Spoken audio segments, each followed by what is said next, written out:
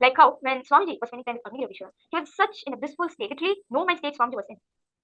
And at the end of it, Swamiji experienced tremendous oneness with himself and everything around him.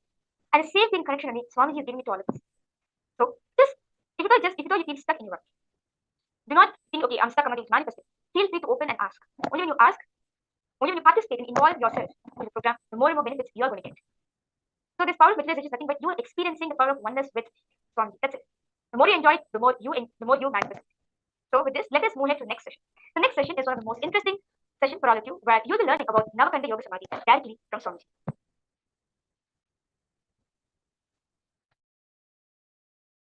Today I'll explain something very important. Navaganda Yoga Samadhi. Listen.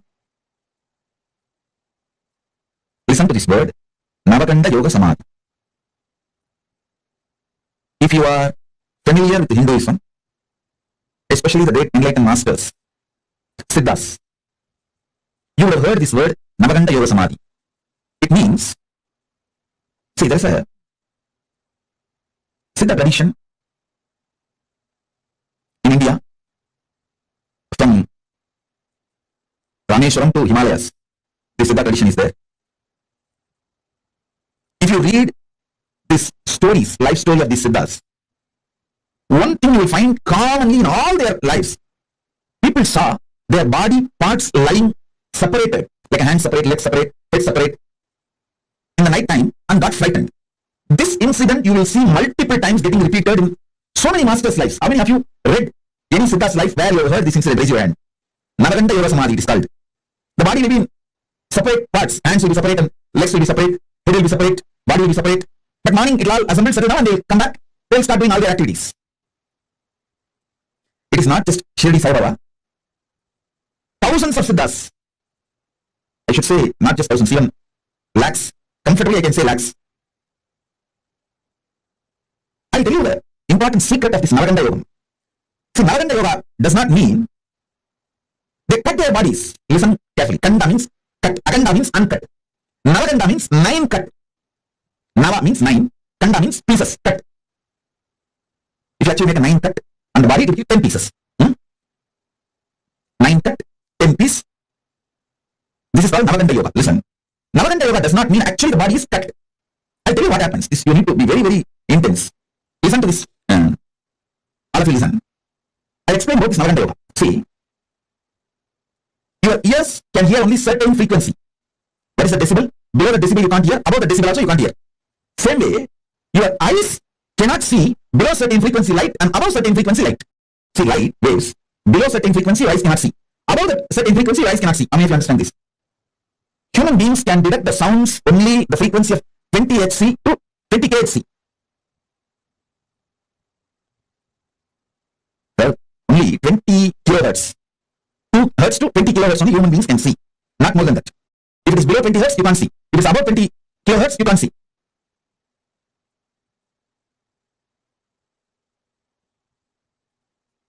I want all of you to understand this. Same way, only 400 nm to 700 nm eyes can see. Below 400 nm eyes cannot see. Above 700 nm eyes cannot see.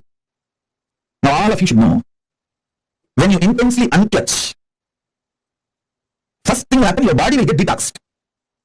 Next thing, the body's light frequency will start increasing. So, it will start going above 700 nm. See, when the body goes above the 700 nm frequency, your eyes will not be able to see it. Your body has major chakras in the throat. Your body cannot see something below 400 nanometer. Your eyes cannot see anything which is below 400 nanometer. Same way, above 700 nanometer, you can't see.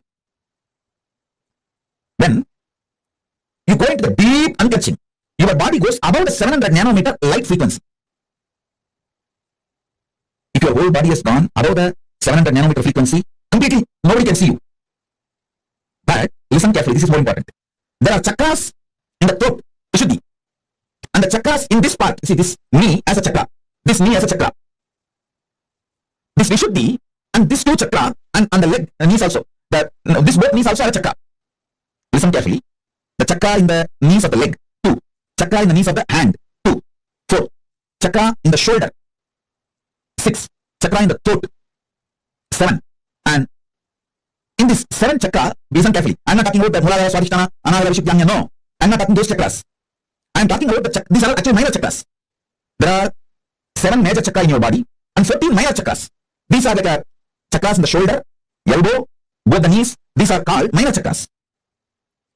These chakras will jump beyond the 700 nanometer quickly. But the remaining part of the body will take 3-4 hours to cross the 700 nanometer. Understand very carefully. These chakras, they will cross the 700 nanometer within, I'm giving you an example, 1 hour of falling into the Samadhi. But this part to cross 700 nanometer will take another 3 hours. That is the time when you see body will be seen as a 10 pieces. Because this part will not be seen. It's actually not cut. This part will not be seen and this part will not be seen and the neck will not be seen. Head will be seen. Body will be seen. Knee will not be seen, but the leg will be seen. How many of you are understanding what I am saying? This is what exactly is the Navaganda Yoga. Body is not cut to pieces. All of you understand, body is not actually cut to pieces. But these chakras, they cross 700 nanometer. But the body will not cross the 700 nanometer. So what happens? When you see, you will see the parts of the body. You will see a full hand, but not the knee. You will see this part, but not the shoulder. You will see the body. And neck, head also will be seen, but not the neck. Neck will not be there. You will see the thighs, but knees will not be there. You will see the foreleg, but the knees will not be there. So in this way, body will be there as cut in 9 places, 10 pieces. That is what is called Navakanda Yoga. Listen. This is precisely is called Navakanda Yoga. Body will not be cut, but in the Samadhi, body will not be seen. Sri Sai Baba did exactly this only. In the 3-4 hours, listen carefully, in the 3-4 hours, if people see them, they will get frightened and run away. They will get frightened and run away.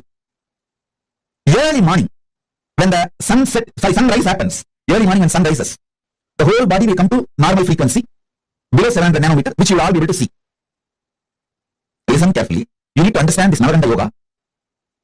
Actually, at least we have 50 people who have seen me in Navakanda Yoga, in Tirunnamalai and Iyod, Tiruchengodu.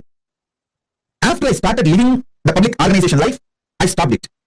Because people want one thing, in the Navakanda Yoga Samadhi, it is too high Samadhi, I will not be able to relate with all of you normally. That's one reason.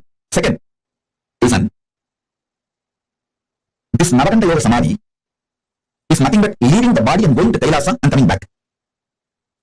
My gurus taught me this Navakanda Yoga Samadhi. In Tirunnamalai and in Tiruchengodu, both places, people have seen me in Navakanda Yoga Samadhi. After I started the public life, I think around 2003-04, I stopped practicing this Navakanda Yoga Samadhi. Because 2 reasons. 1, people will be frightened. Second, in this Samadhi, I will not be able to relate to you all in a normal way. I will see your whole past. That will not be normal relationship. Due to that, I stopped it. Now, because I am out of the human society, I have started doing and started downloading many things from Kailasa through this Navakanda Yoga Samadhi. Today, I am going to give you the glimpse of this Navakanda Yoga Samadhi and what I bring from Kailasa through this Navakanda Yoga Samadhi.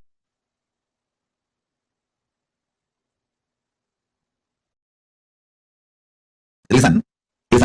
See, this part, this chakra will not be seen. So this will be one part. This chakra will not be seen. So this will be one part. 1, 2. Then neck will not be seen. So head will be one part. 3. Then 4, 5. Below the knee. 6, 7. And this thigh. This will not be seen, but the thighs will be seen. 8, 9. And this body part, because it is disconnected from the neck, 10. So Dasa Kanda. Sorry, Navakanda, Dasa Tunda. 9 cut and 10 pieces. What is being played here is not music, it's a mantra. The great Siddhas, enlightened beings from whom this Navakanda Yoga Samadhi science is taken, their verses in native language. This is called Prakrita. Senior to Tamil, senior to Sanskrit, there is a language called Prakrita. These verses are from the Prakrita. The masters who gave this Navakanda Yoga Samadhi to me, it is their verses. It's like a mantra. It's not music. So please sit with this vibration. This mantras will infuse unclutching into you and take you to the higher level. This line drawing, Paramashiva is wearing the tortoise shell on his neck and the tiger nail. This line drawing is unique, described in Alama. Especially the form of Paramashiva. You need to meditate on this form of Paramashiva to clear all poisons and to learn the mantra to remove poisons. So when Milky Ocean was churned, Vishnu takes the tortoise form, but he was not able to withstand that poison, Alahala poison. So Paramashiva takes that poison and frees all the Devatas. And then it is time for the tortoise Vishnu to leave the tortoise body and reach Vaikuntha back. Then he asked the boon, you please have this baptized body which I used forever in your neck, so it will be enjoying the sweet memories. It was part of you during the churning of the Milky Ocean. Then Paramashiva gives the boon and gives the tortoise. This is the Kurma Avatara of Vishnu. Paramashiva is saying that Navaganda Yoga Samadhi is given by a Siddhar called Navanara Siddhar. This verses are from Navanara Siddhar and is Parampara, is tradition. So please, even if you don't understand these frequencies, put the Navaganda Yoga Samadhi seeds in you, so when you sleep, those seeds will start sprouting. Will persistence is the only qualification you need for Navaganda Yoga Samadhi. Listen. Will persistence. Understand? I was just sitting and meditating. Why some people get only Nirvikalpa Samadhi? Why some people get Navaganda Yoga Samadhi? Because Navaganda Yoga Samadhi is higher than what you understand as Nirvikalpa Samadhi. See, Nirvikalpa Samadhi is highest Samadhi your consciousness can achieve. That is enough for enlightenment and to reach the Kailasa, everything. But Navaganda Yoga Samadhi is something like that Nirvikalpa Samadhi filling your whole body, even physical body.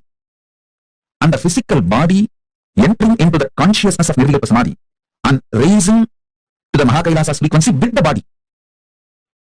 So naturally,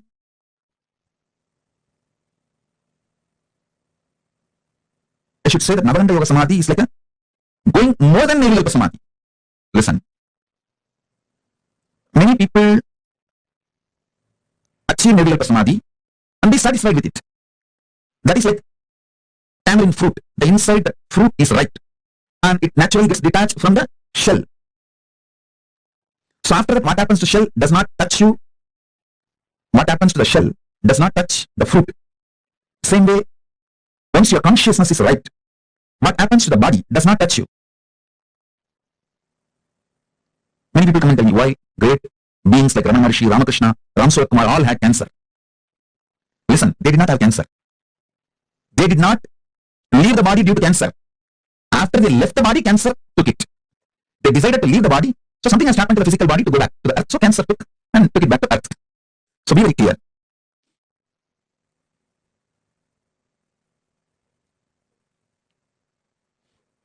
Listen.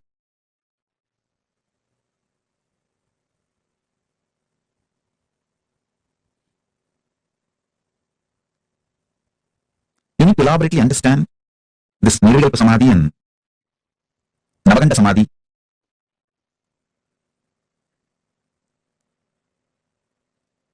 Nirvikalpa Samadhi is your consciousness ripening.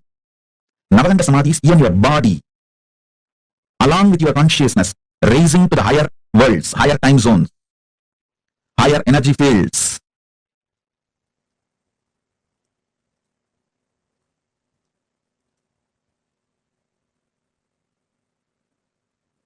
People who mastered Navaganda Samadhi only go to the higher worlds and bring the great gifts from the higher worlds and share it with us all, with the human level. So Navaganda Samadhi is something furthering of Nirvikalpa Samadhi. Listen.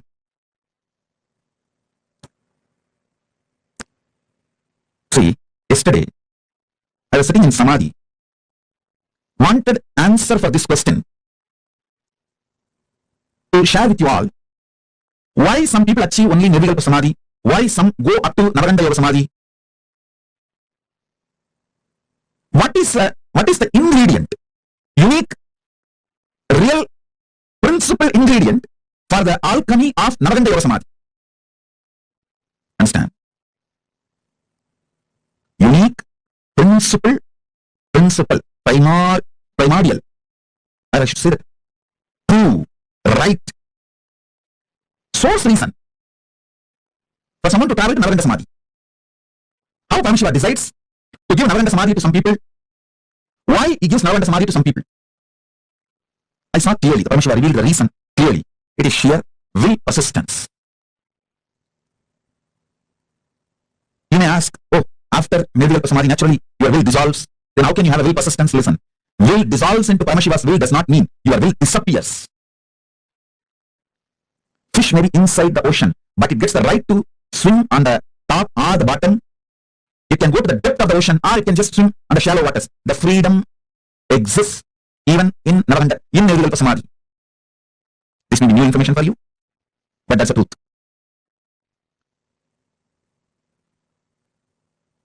decision who moves towards Navaganda Samadhi is basically done by Paramashiva based on the will persistence of the individual. Listen carefully.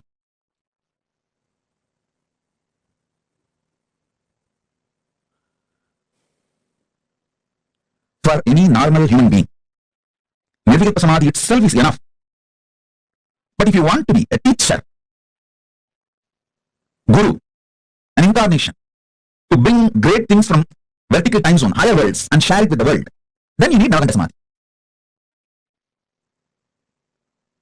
The natural you need Navaganda Samadhi. So understand,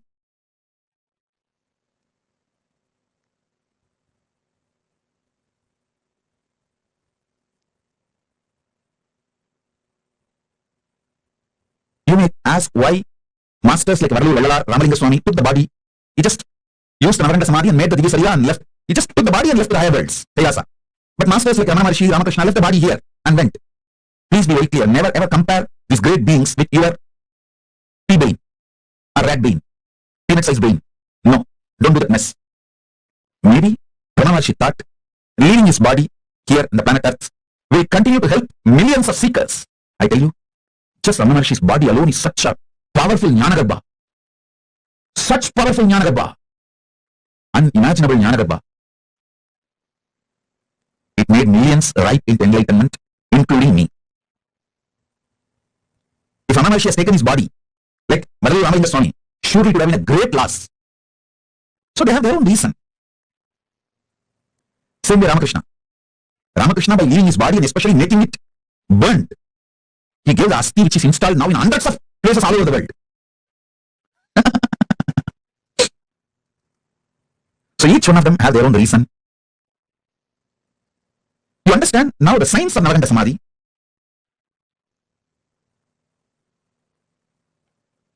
Fundamental qualification is will persistence. Listen. Shiva, Paramashiva tests only your will persistence. He doesn't see any other qualification. You can't earn these great samadhis by your own qualification. He only sees, if I give, will this guy be able to receive and live it? That's all he sees. He doesn't see any other quality. He tests your devotion. That's all, nothing else. Devotion means will persistence. That's all, nothing else. Navaganda Yoga Samadhi can happen in you just by breathing along with me in same rhythm, same tune. Nothing more is needed. Sit with me, breathe in the same rhythm, same tune, same mode. The vibrations I'm creating while I'm inhaling and exhaling, it can just penetrate your inhaling and exhaling. Go and sit inside your consciousness and manifest as Navaganda Yoga Samadhi. That's it. Nothing else is needed. You don't need any other qualification other than your will persistence. That is why your will persistence is thoroughly tested. By your own effort, you can't get it. It has to be only given from guru to disciple, because I myself got it from my gurus. I did not make it on my own. Human beings can't make it on their own. It is that kind of a highest frequency, wavelength experience. It can only be given from the higher dimensions. Means from guru to disciple. You can never make it on your own.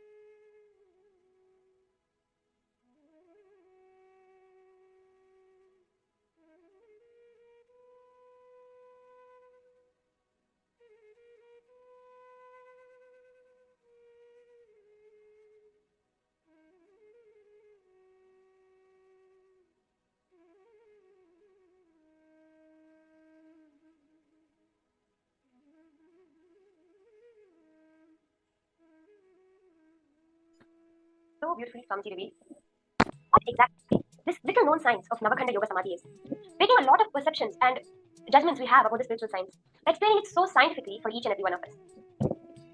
And I request all the participants to post whatever you were able to understand, whatever understandings, clicks you had from this session on Navakhanda Yoga Samadhi. Which are all the parts that get separated, why the separation is perceived, and what is the prerequisite to achieve Navakhanda Yoga Samadhi. Yes, go ahead and post whatever you understood from this session. Very briefly, Swamiji revealed, all you need is will persistence. It is the will persistence that manifests. And Swamiji gave such a beautiful example, like a fish in the ocean. The fish has the choice if it wants to be in the top of the ocean or the bottom of the ocean. The same way, when every cell of your very body, this physical matter, starts vibrating above the 700 nanometer limit, when the frequency becomes so high, it becomes invisible to the human eye and ultimately not even perceivable in this world, but to such a high frequency it enters Kailasa itself.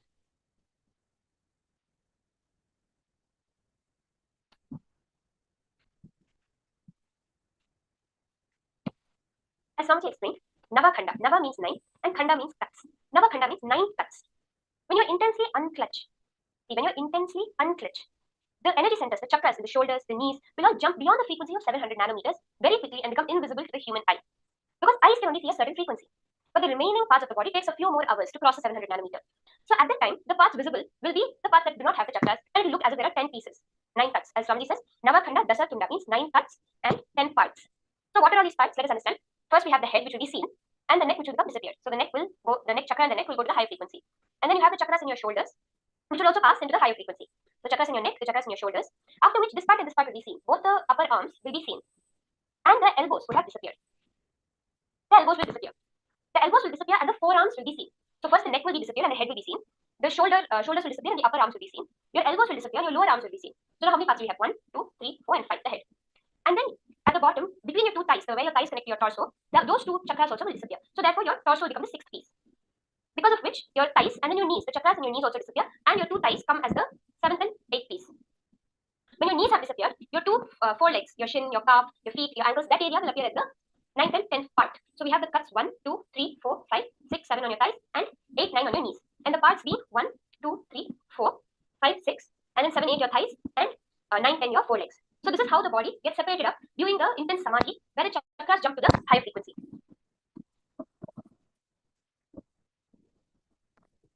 Swamiji so powerfully reveals that it is the people who have mastered this Navakhanda Samadhi are the ones that go to the higher worlds and bring gifts and share with all of us. And the only qualification we need is will persistence. We have heard there is a very beautiful story of the Rishi, the great sage, Nithyananda. So to test his powers, he is given a challenge by the king.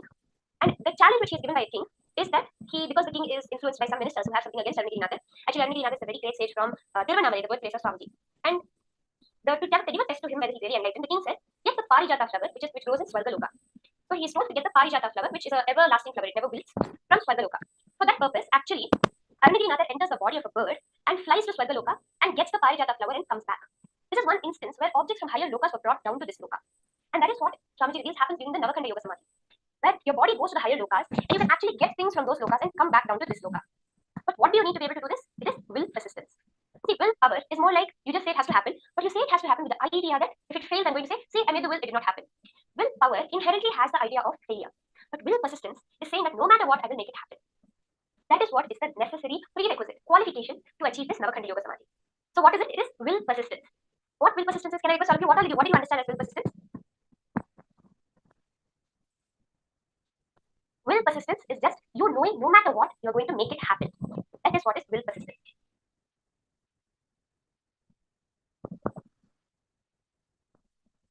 Swamiji very quickly reads, how are we supposed to prepare for Navakhanda Yoga Samadhi? First and foremost, unclutching. Intense, continuous practice of Akhanda Nirvikalpa Samadhi, unbroken unclutching. Second is to detox the body. This is very important because in Navakhanda Yoga Samadhi, you're taking the very cells of your body to the higher dimension. And as Swamiji reveals during the levitation, I can lift even 500 pounds, but I cannot lift even 5 grams of toxins. So detoxing the body, purifying your muscle memory, bioenergy. When this happens, Navakhanda Yoga Samadhi is absolutely simple and possible. Just decide. You'll be extremely sincere with yourself and everything that you are doing. Yourself to experience Navakhanda Yoga Samadhi. There are so many masters in the Hindu tradition who have physically shown, there are so many eyewitness accounts of people who have actually experienced Navakhanda Yoga Samadhi, seen these great masters do Nirvikalpa Samadhi, where they completely disappear and take even their physical body to the higher lokas. For example, Shirdi Sai Baba.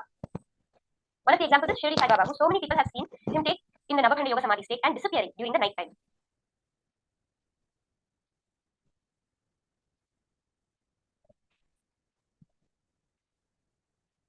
So let us pay our gratitude to the sacred Guru Parampara, the Guru-disciple lineage of Kashi Sarvat Nepeetham that has kept this science alive.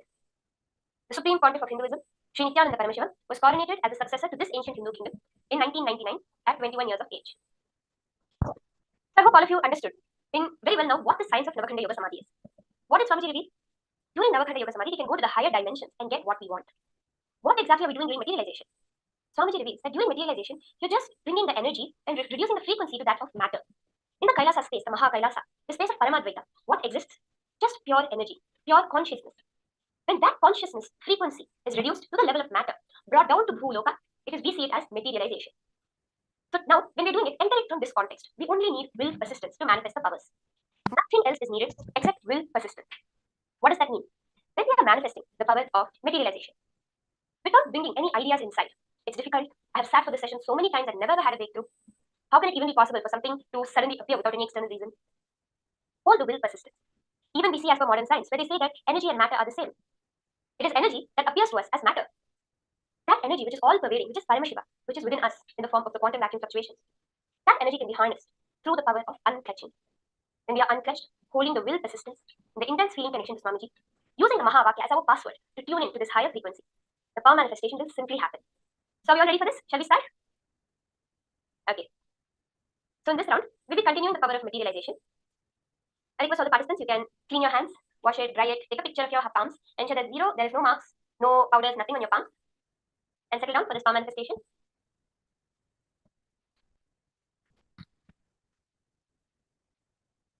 Start chanting the Mahavakya intensely. Om Nithyananda Paramashivoham. Connect to Swamiji. Be in the space of pure unclutching. Hold the intense will persistence. Paramashiva is real. Paramashiva is going to manifest through me now. That is all he wants. He wants your will persistence, knowing that he is real.